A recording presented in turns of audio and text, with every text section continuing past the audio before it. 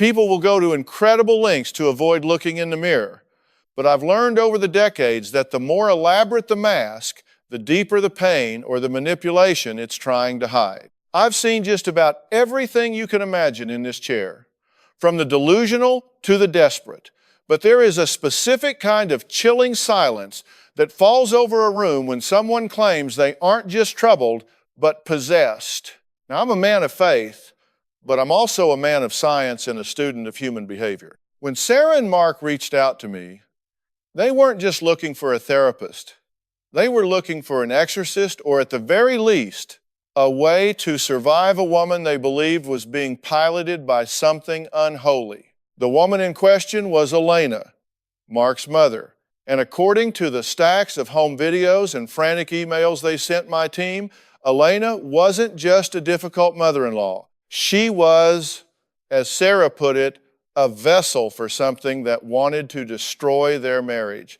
But as I sat in my office reviewing the footage before our first meeting, I didn't see a demon. I saw a woman who had discovered a very effective, very terrifying way to never be told no. Sarah was a high-functioning, organized woman, a school teacher who liked things in their place. Mark was a kind-hearted architect who clearly adored his wife, but lived in a state of perpetual flinch. They sat on my stage looking like they hadn't slept in 3 years. Sarah's hands were shaking as she described the manifestations. She told me about dinners where Elena would suddenly drop her fork, her eyes would roll back into her head, and a voice that didn't sound like hers would begin spewing vitriol, specifically targeting Sarah's insecurities, her past, and her fitness as a wife. Mark described the growling. He told me about nights where he'd find his mother standing in their hallway at 3 a.m., staring at their bedroom door, whispering in a language he didn't recognize. The possession was the label they had given it, because the alternative was too hard to swallow, that the woman who raised Mark was intentionally terrorizing them to maintain control. To understand how a family gets to this point, you have to look at the architecture of the relationship long before the first growl was ever heard. Elena had been a single mother. Mark was her only child, her miracle baby, as she called him. For 25 years, Mark was the son she orbited. She didn't just raise him, she consumed him. She was his best friend, his advisor, his primary emotional partner. This is what we call an enmeshed relationship, and it's a breeding ground for disaster when a third person enters the frame. When Sarah came along, she wasn't just a daughter-in-law, she was an interloper. She was the person stealing the oxygen from Elena's room. In the beginning, the tactics were subtle. It was the accidental comments about Sarah's cooking or the well-meaning advice that felt like a slap. But Sarah was strong. She set boundaries. She told Elena that she and Mark needed their own space. And that's when the darkness started to show up. I watched the footage of an incident that happened 6 months prior. It was at a birthday party for Sarah's father. Elena was sitting in the corner, largely ignored as the family celebrated. Suddenly, she stiffened. Her body began to contort in ways that looked painful, and she fell to the floor. The room went silent. She started hissing, her fingers clawing at the carpet. When Mark rushed to her side, she didn't recognize him. She called him by a name that wasn't his and told him he was tainted by the blonde serpent. It was theatrical, it was jarring, and it worked. The entire party stopped. Sarah's father's big moment was erased. All eyes were on Elena. The demon had successfully reclaimed the spotlight. When they finally brought Elena onto the stage to meet me, she didn't look like a monster. She looked like a frail, tired woman in a floral blouse. She walked with a slight limp and spoke in a soft, melodic voice. She told me she was afflicted. She said she had no memory of these outbursts, that she felt like a passenger in her own body watching through a fog while something else took the wheel. She cried real tears, or so it seemed, about how much she loved Mark and how it broke her heart that she was causing them so much fear. She looked at me with these wide, pleading eyes and said, "Doctor, Phil, I just want the devil to leave me alone so I can be the mother my son deserved." I sat there watching her closely. I wasn't looking at her tears. I was looking at her timing. I was looking at her micro expressions. There is a specific cadence to someone who is truly losing touch with reality, a fragmented nature to their speech and thought patterns. Elena, however, was incredibly linear. She was articulate. She was, in many ways, too perfect a victim. I knew right then that we weren't dealing with a neurological break, and we certainly weren't dealing with the supernatural. We were dealing with a masterclass in emotional extortion. She had found a perfect cover. If you're just a mean mother-in-law, people can get angry at you. They can cut you off. They can tell you to leave. But if you're possessed, you're a victim. You can't be held responsible for what the demon says. You can't be blamed for the wreckage you leave behind because, after all, you weren't there. The escalation in the home had become dangerous. Sarah told me about a night when Elena had grabbed a kitchen knife during one of her episodes and carved a cross into the wooden dining table while chanting. Mark had been the one to disarm her, and instead of taking her to a psychiatric hospital, he had stayed up all night praying over her while she slept it off. This is where the enablement comes in. Mark was so desperate to believe his mother wasn't a villain that he was willing to believe she was a vessel for evil. It was easier for him to fight a demon than to stand up to his mother. He was stuck in a fog, fear, obligation, and guilt. Elena knew exactly which buttons to push because she was the one who installed them. I decided to push back. I asked Elena why the demon only seemed to appear when Sarah was winning.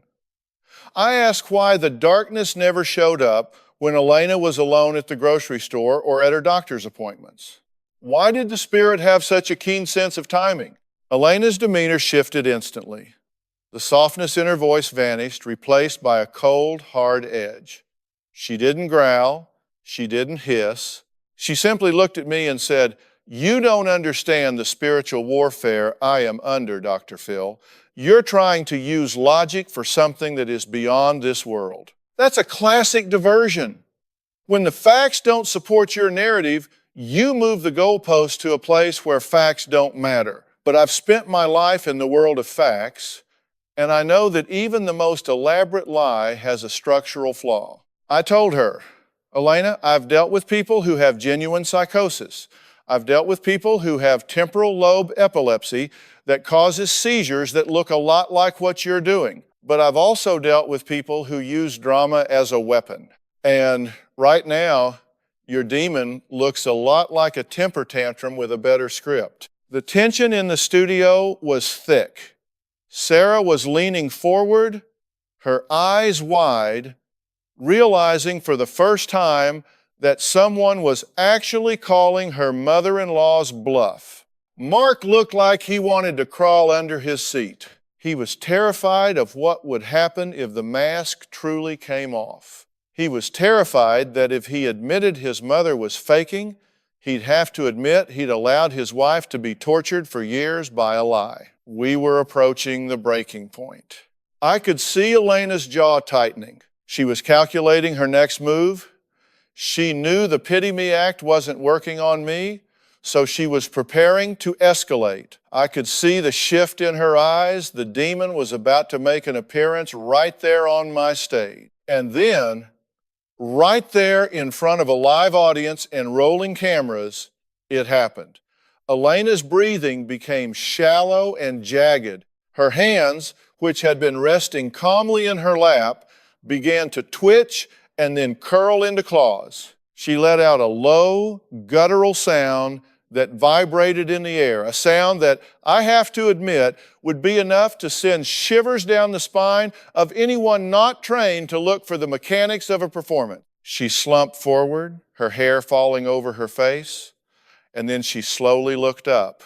But the woman who looked up wasn't Elena. Her eyes were wide and vacant, and her mouth was twisted into a sneer that looked physically exhausting to maintain. Mark instinctively reached out for her. his face a mask of terror and devotion, but I held up a hand to stop him. I wanted to see how far she would go if the audience didn't give her the reaction she was fishing for. She started to speak in that raspy, forced voice they had described. It wasn't a language, it was a series of distorted vowels and harsh consonants peppered with enough English to make sure the insults landed. She called Sarah a thief and a soul sucker. She told Mark he was blind to the rot in his own home. It was a visceral display, and in the silence of the studio, it felt heavy. But I sat there, leaning back, watching the tension in her neck muscles. I noticed how she occasionally glanced toward the monitors to see if the cameras were catching her good side of the possession. It was a calculated, controlled explosion. When she finally collapsed back into the chair, panting as if she'd run a marathon, Mark was beside himself. He was weeping, begging her to come back, while Sarah sat frozen, the look on her face shifting from fear to a weary, cynical kind of disgust. I waited. I let the silence hang until Elena regained consciousness. She blinked slowly, looking around the room with simulated confusion. What happened? She whispered, her voice back to its frail, melodic tone. Did I do it again, Mark, honey? I'm so sorry. I didn't give her the comfort she was looking for. I looked her dead in the eye and said, Elena, that was a hell of a performance, truly. If there were an Oscar for Best Supporting Demon in a Family Drama, you'd be a front runner. But here's the problem. I don't buy it. And deep down, I think you know I don't buy it. To understand why a woman would resort to literal demon play acting to keep her son in her orbit, you have to look at the payoff. In psychology, we talk about primary and secondary gains. The primary gain for Elena was the relief of her own anxiety, the anxiety of being replaced, of being alone, of being irrelevant. The secondary gain was the way everyone around her scrambled to accommodate her. When she manifested, Mark didn't leave her house. He stayed. When she growled, Sarah stopped arguing about boundaries and started focusing on survival. The demon was the ultimate trump card. It allowed Elena to be the most important person in the room while simultaneously being the most innocent. I had my team do some digging into Elena's history before she ever arrived at the studio. This wasn't the first time she had used medical or spiritual crises to control the narrative. 10 years ago, when Mark was finishing college and planning to move across the country for an internship, Elena suddenly developed a mystery illness that left her bedridden for months. Doctors couldn't find a single thing wrong with her. No neurological issues, no autoimmune markers, nothing. But Mark stayed. He gave up the internship to take care of his mother.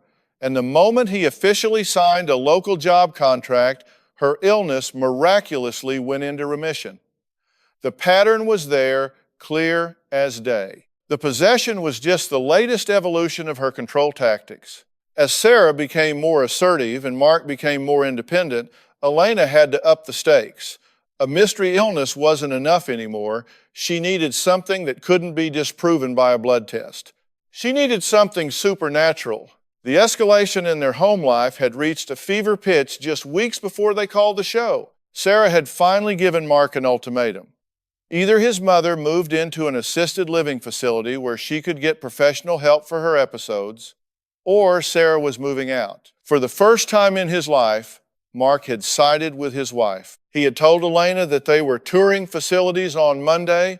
That Sunday night was when the demon allegedly tried to set the house on fire. Mark found Elena in the kitchen at midnight, lighting napkins on fire and dropping them onto the linoleum floor. When he stopped her, she went into a full-scale possession that lasted 3 hours. She didn't just growl. She screamed until her vocal cords were raw. She told Mark that if he tried to move her, the darkness would take Sarah's life. Think about the psychological weight of that. If you're Mark, you're trapped in a nightmare. You love your mother, And you've been raised to believe she is a fragile saint who sacrificed everything for you. If you believe she's truly possessed, then your only choice is to stay and protect her. If you admit she's faking it, then you have to admit that your mother is a malicious, manipulative person who is willing to burn your life down just to keep you under her thumb. That is a devastating realization for a child to face, even an adult child. It's a form of cognitive dissonance that can break a person's mind. Mark was choosing the demon because the demon was kinder than the truth. I turned my attention to Mark. "Mark, look at me," I said. He looked up, his eyes red-rimmed and exhausted. "You are a good man. You are a loyal son, but you are being played like a fiddle in a country band. You're sitting here watching this woman terrorize your wife, and you're calling it a spiritual crisis. I'm telling you, it's a character crisis. How long are you going to let her use the devil as a shield for her own selfishness?" Mark started to defend her, talking about the things he'd seen that he couldn't explain. I stopped him. "You can't explain them because you don't want to. You're looking for a supernatural explanation for a very natural behavior. A mother who won't let go. You're enabling this, Mark. Every time you pray over her instead of calling her out, every time you let her stay in your house after she threatens your wife, you're feeding the monster. You think you're being a Christian? You think you're being a good son? You're being a co-conspirator in the destruction of your own marriage." Sarah broke down then. The weight of the last few years came crashing out of her in heavy, racking sobs. She talked about the possession being the least of it. She talked about the way Elena would whisper to her when Mark wasn't in the room, perfectly lucid, perfectly cruel whispers. Elena would tell her that she would never be enough for him, that she would eventually leave just like Mark's father did, and that Elena would be the only one left. Then, the moment Mark walked back in, Elena would start the twitching and the eye rolling. It was a targeted, psychological assassination. Sarah was being gaslit on a level most people can't even comprehend. She was being told by the world and by her own husband that she should have compassion for a woman who was actively trying to destroy her. I looked at Elena, who was now sitting perfectly still, her face a mask of wounded innocence. "You're very good at this, Elena," I said. "You spent years perfecting the art of being the victim." But the thing about being a victim is that eventually the people around you get tired of being the villains in your story. Sarah is done. Mark is on the edge. You're about to lose the one thing you're so desperate to keep, and it won't be because of a demon. It'll be because you chose to be a parasite instead of a parent. Elena didn't hiss. She didn't growl. She just narrowed her eyes and said, "You're a very cynical man, Dr. Phil. I feel sorry for you." It was the most honest moment we'd had all day. It was the mass slip. The frail, possessed old woman was gone, and in her place was a cold, calculating woman who was insulted that someone had finally seen through her routine. The demon was just a costume she put on when she didn't get her way, and I had just stripped her naked in front of the world. But we weren't done yet. Breaking the delusion is only the first step. The real work is in the wreckage that's left behind, and in this family, the wreckage was piled high. The moment Elena told me she felt sorry for me was the moment she gave up the game, though she didn't realize it yet. It was a classic narcissistic deflection. When someone can no longer defend their actions, they attack the observer's character. I've seen it 1,000 times, but I wasn't there to win an argument. I was there to save a marriage that was being systematically dismantled by a woman who had weaponized her own misery. I took a deep breath, leaned in, and decided it was time to peel back the layers of Elena's history. You see, behavior like this doesn't just happen in a vacuum. It's a learned survival mechanism, albeit a deeply dysfunctional one. I started asking her about her own mother. And for the first time, The demon seemed to take a back seat to the little girl Elena used to be. Elena grew up in a household where love was a scarce commodity, handed out only when she was sick or in crisis. Her mother had been a cold, distant figure who only showed affection when Elena was at her most vulnerable. If Elena was doing well, she was ignored. If she was suffering, she was held. That is a dangerous lesson for a child to learn. It wires the brain to associate suffering with safety. As she got older, she didn't just carry that lesson, she perfected it. When her husband Mark's father left her for another woman when Mark was just a toddler, Elena's world collapsed. She didn't have the emotional tools to handle that kind of rejection, so she turned to the only thing she knew. She became the professional victim. She used Mark as her emotional crutch, her little man creating a bond that was never about his growth, but about her survival. She had parentified him before he even finished kindergarten. I looked at Mark and asked him, "Do you remember the first time your mother had an episode?" He paused, thinking back. He didn't mention growling or demons. He talked about how, when he was 10, his mother fainted in the middle of his Little League championship game because he had hit a home run and the crowd was cheering for him. The attention had moved away from her, and her body or her mind found a way to bring it back. She didn't consciously plan to faint, but her psyche knew that a crisis would force Mark to drop his trophy and run to her side. That was the blueprint. Over the years, as Mark grew older and the threat of him leaving became more real, the crises had to become more dramatic. Fainting became mystery illnesses. Mystery illnesses became heart palpitations. And finally, when Sarah entered the picture and Mark actually got married, the stakes had to be raised to the ultimate level. The demon was the final boss in Elena's game of control. Sarah was watching Elena with a mixture of pity and rage.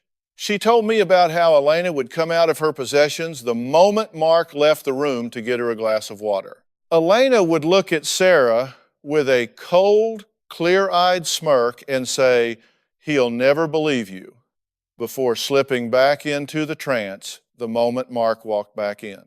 This is what we call malingering with a purpose.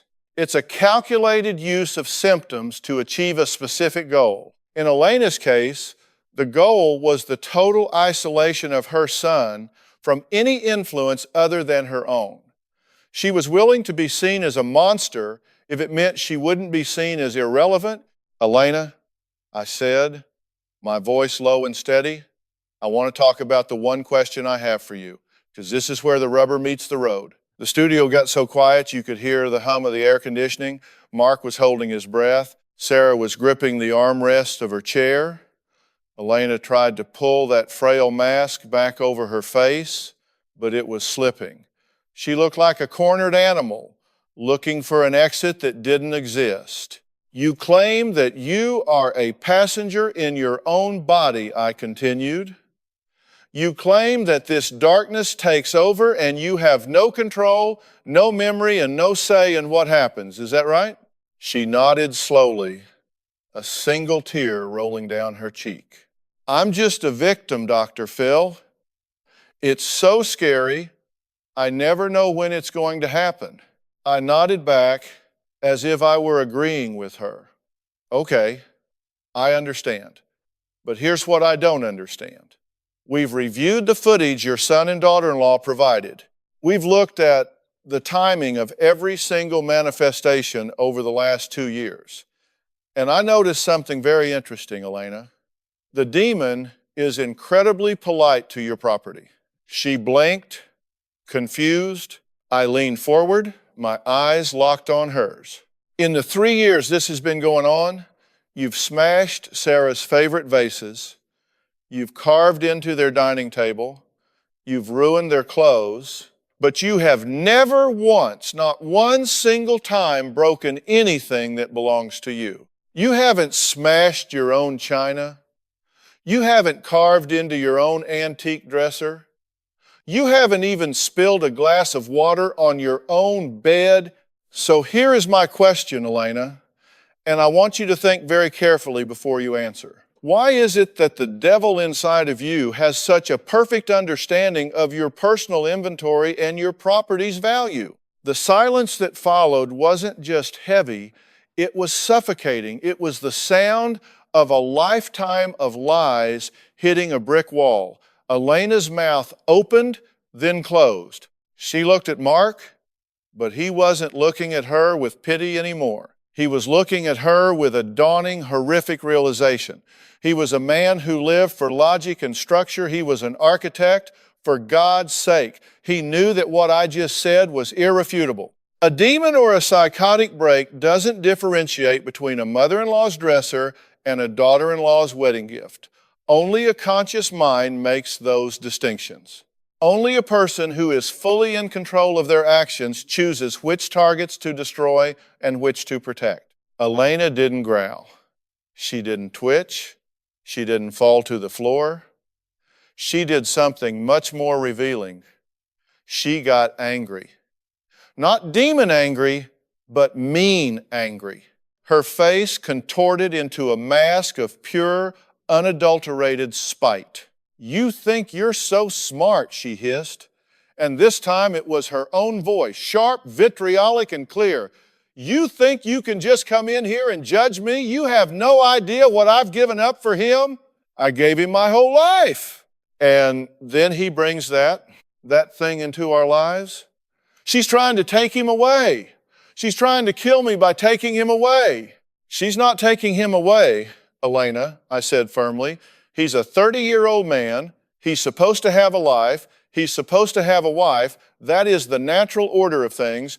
But you've tried to subvert that order by creating a supernatural nightmare. You've used the most terrifying thing you could think of to keep him in a state of perpetual fear and service. You haven't been possessed by a demon, Elena. You've been possessed by your own bitterness. You've been possessed by a need for control that is so absolute you were willing to let your son believe his mother was losing her soul rather than let him have a happy marriage." Mark stood up then. He didn't go to her.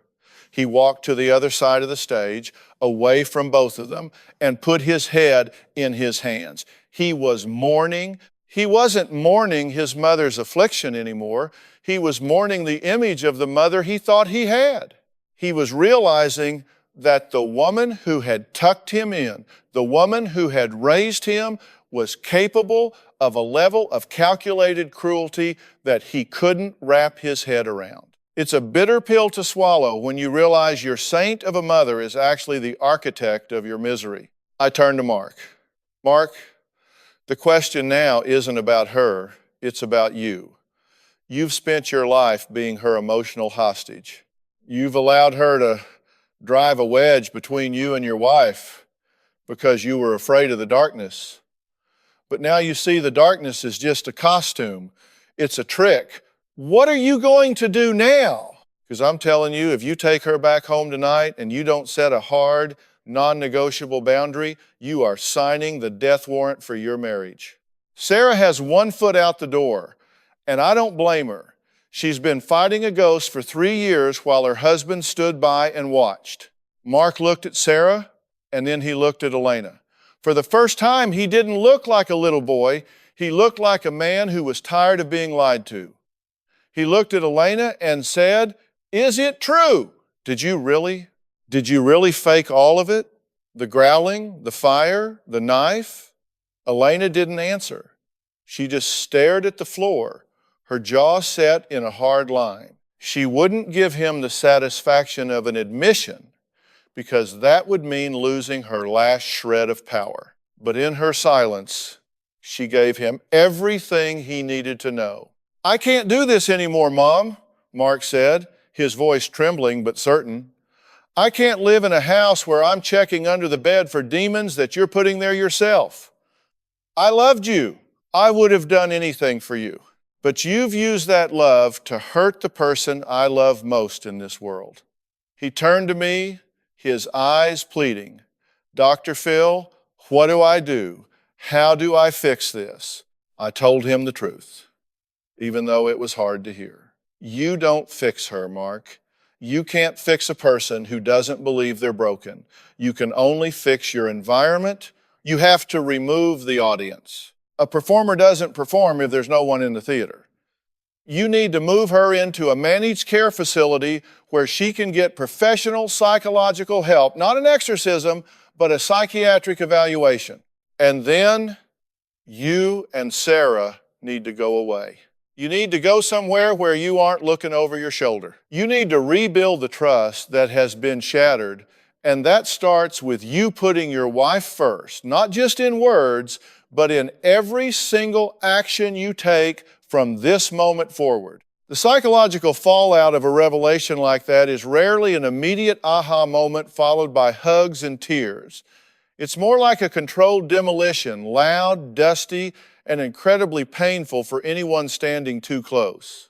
Elena sat there, the frail mother mask having dissolved into something far more skeletal and bitter. She wasn't just angry that I'd caught her, she was indignant that her son was actually listening to me. In her mind, she had spent 30 years cultivating a specific reality, a reality where she was the sun and Mark was the moon, and any attempt to alter that orbit was seen as an act of cosmic treason. She looked at Mark, and for a moment, I thought she was going to try the growling again. But she saw the look in his eyes, a look of cold, hard clarity, and she knew that bridge had been burned to the ground. I've seen this many times with what I call high conflict personalities. They don't have a quit button, they only have a pivot button. When the supernatural angle failed, Elena pivoted immediately back to the one thing she knew would hurt Mark the most, his guilt. She clutched her chest, her breathing becoming shallow and wheezing. This wasn't the demon anymore. This was the dying mother. "Oh, Mark," she gasped, her voice barely a whisper. "My heart, the stress. You're killing me. You're letting this man kill your mother." It was a desperate, transparent play. But when you've been conditioned for 3 decades to jump, when your mother says she's hurt, it's a hard habit to break. Mark took a half step toward her, his instinct to protect overriding his newfound logic. I stood up and stepped between them. I didn't do it to be dramatic. I did it to break the physical connection. "Sit down, Mark," I said, my voice firm but not unkind. "Her heart is fine. Her blood pressure was 120/80 when my paramedics checked her 10 minutes before she walked out here. What you're seeing right now is not a cardiac event, it's a tactical maneuver. It's the same thing as the growling, just a different flavor. If the devil doesn't work, she'll try the hospital. If the hospital doesn't work, she'll try the grave. Anything to keep you from walking away from her control." I turned back to Elena. "Elena, stop it. Just stop." The dying mother routine is insulting to the people in this audience who are actually dealing with health crises. You're a healthy woman who is having an emotional tantrum because your son is finally growing a backbone. The wheezing stopped instantly. Just like that. She let out a sharp, annoyed breath and sat up straight. The recovery was so fast it was almost comical. She looked at me with a level of hatred that was almost impressive. "You're a monster," she said. I just nodded. If being a monster means telling the truth so this young couple can have a life, then I'll take that title and wear it with pride.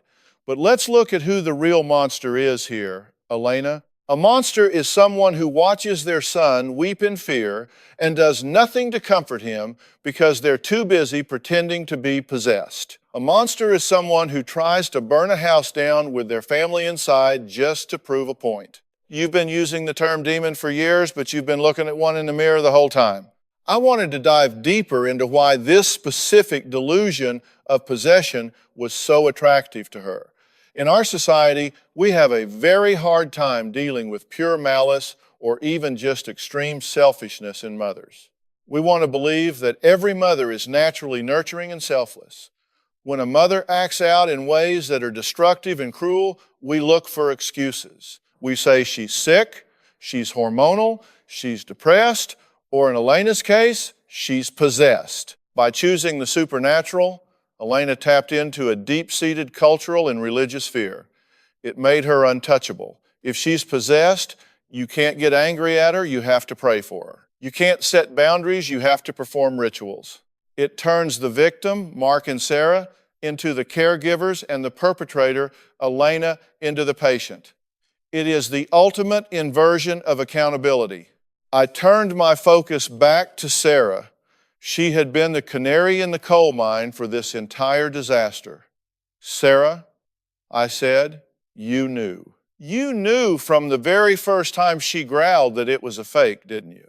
Sarah nodded, a few tears escaping. I knew, she said. But every time I tried to say something, Mark would tell me I was being closed-minded or that I didn't understand the spiritual realm. I started to feel like I was the one going crazy. I'd see her smirk at me when his back was turned, and then 2 seconds later, she'd be on the floor hissing. I felt like I was living in a horror movie where I was the only one who knew the killer's identity. This is the essence of gaslighting. It's not just lying, it's the systematic dismantling of another person's reality. Elena wasn't just trying to keep Mark, she was trying to destroy Sarah's mind. If she could make Sarah doubt her own eyes and ears, then Sarah would eventually break, and a broken woman is much easier to push out of a marriage than a strong one. I looked at Mark. Mark, do you realize what you've put your wife through? You've asked her to share a home with a woman who was actively psychologically assaulting her, and you didn't just fail to protect her, you took the side of the aggressor. You told your wife she was closed-minded because she didn't believe your mother was a vessel for Satan. That is a betrayal that takes a long time to heal. Mark looked like he'd been punched in the gut. He turned to Sarah, his face filled with a shame that was heavy and real. I am so sorry, he whispered. I was so scared. I didn't want to believe my mom could do that. I thought if it was a demon, then maybe I could save her. If it was just her, then I'd already lost her. That's a powerful insight. Mark was clinging to the possession because it was the only thing that allowed him to keep loving his mother. It was a shield against the grief of realizing his mother didn't love him, at least not in a way that was healthy or selfless. She loved him like a possession, like a limb she didn't want to lose. The grieving process starts now, Mark, I told him. You have to grieve the mother you thought you had. You have to accept that the woman sitting in that chair is someone who is willing to use your faith, your love, and your fear against you. And Elena, you need to listen very carefully. The demon is retired. As of today, that character is dead. If you ever attempt to manifest or growl or hisses around these two again, the consequence needs to be absolute. No phone calls, no visits, no holidays. Mark, you have to be the one to enforce that. You have to tell her right now, the next time the demon shows up, you disappear. Elena tried one last act of defiance. She stood up, smoothing her skirt with a chilling, regal calmness. I don't have to sit here and listen to this, she said, her voice icy and controlled. Mark, I'm going to the car.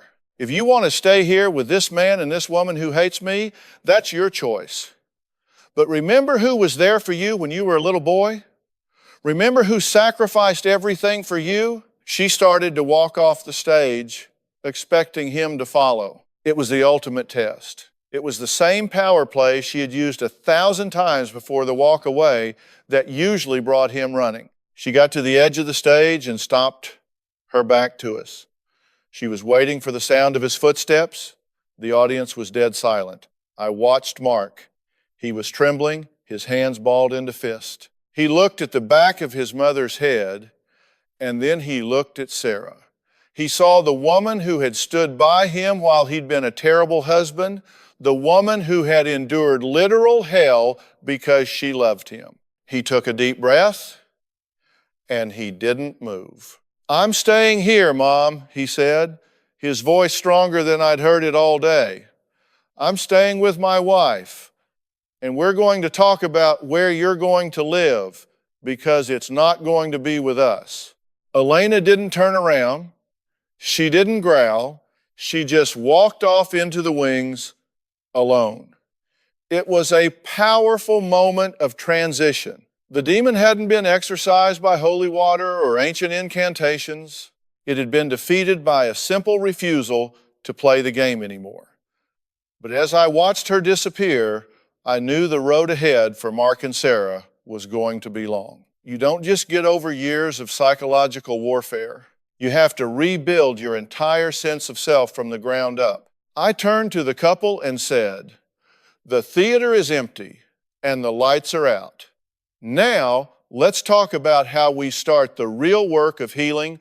When the stage lights stayed on, but the person who had been the center of the storm was gone, a different kind of energy filled the room. It was the energy of the aftermath, the quiet, dusty clarity that comes when the smoke finally clears from a battlefield. Mark and Sarah were still sitting there, and for the first time in 3 years, they weren't looking around for a monster, they were looking at each other. I've found that in these moments, people often feel a strange sense of grief, even when the person they've lost was someone who was causing them immense pain. They weren't just losing a mother-in-law's presence, they were losing the illusion of a family they had tried so hard to build. They were facing the cold, hard truth that sometimes the people who are supposed to love us the most are the ones who are the most capable of doing us harm. I sat with them for a long time after Elena walked off. I wanted to make sure the one question I'd asked really sank in. That question about why the demon was so careful with Elena's own property wasn't just a clever observation. It was a surgical strike at the very heart of the delusion. It proved that there was a conscious, calculating mind behind the growls and the hisses. It proved that Elena was never gone. She was always there, watching, choosing, and directing the play. I told Mark, "You have to understand that what you saw today wasn't a breakthrough for her, it was a defeat. And because she was defeated, she will likely try to find a new way to win. That's why the boundary you set today has to be made of iron. You can't let a single drop of that poison back into your marriage." We talked about the fog, the fear, obligation, and guilt that Elena had used as her primary tools for decades. Mark had been living in that fog for so long he didn't know what clear air felt like. I explained to him that guilt is a powerful emotion, but it's often a lying one. He felt guilty for abandoning his mother. But I had to remind him that you can't abandon someone who is actively trying to sabotage your life. You can only protect yourself from them. We discussed a plan for Elena's transition. She didn't need a priest. She needed a clinical psychologist and perhaps a neurologist to rule out any underlying issues. But more than anything, she needed to live in an environment where her performances didn't yield any rewards. I recommended a high-level assisted living facility where she would have social interaction, but where her drama would be met with professional indifference rather than emotional panic. Sarah asked me a question that I think a lot of people in her position wonder. She asked, "How do I ever trust him again? How do I know that the next time she calls crying, he won't just go running back?" It was a fair question. Trust is a fragile thing. And once it's been shattered by years of gaslighting and broken promises, it doesn't just grow back overnight. I told her that Mark didn't need to earn her trust with words. He needed to earn it with a track record. He needed to show her, day after day, month after month, that she was his priority. I told them that their marriage was currently in the intensive care unit. They needed to go to counseling together and separately. They needed to learn how to communicate without the ghost of Elena sitting at the table with them. The reality of these situations is that there isn't always a happily ever after in the traditional sense. Sometimes the outcome is simply survival. It's the ability to wake up in the morning and not feel a knot of dread in your stomach. For Mark and Sarah, The breakthrough wasn't Elena's confession because she never truly gave one, but their own realization that they didn't need her permission to be happy. They didn't need her to admit she was faking it in order for them to stop believing it. The truth was right there in front of them, in the broken furniture and the scorched napkins and the perfectly preserved antiques in Elena's room. As we wrapped up, I looked at the camera and spoke to the people at home who might be living in their own version of this nightmare.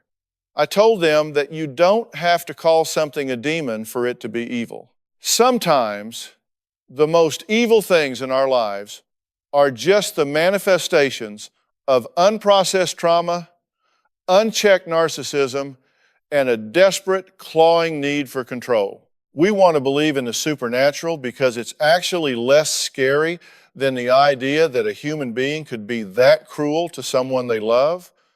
But when we face the truth, as painful as it is, we take the power back. Elena's demon died the second we stopped being afraid of it. Mark and Sarah left the studio holding hands. They looked exhausted, but they also looked lighter. They had a long road ahead of them, filled with difficult phone calls and probably a few more crises from Elena as she tested the new boundaries. But for the first time, they were walking that road together as a team. The possession was over, not because of a miracle, but because of a choice. They chose the truth, and in the end, that's the only thing that ever really sets us free. I watched them walk away and thought about the one question. It's amazing how a single bit of logic can dismantle a mountain of lies. You just have to be brave enough to ask it and strong enough to live with the answer.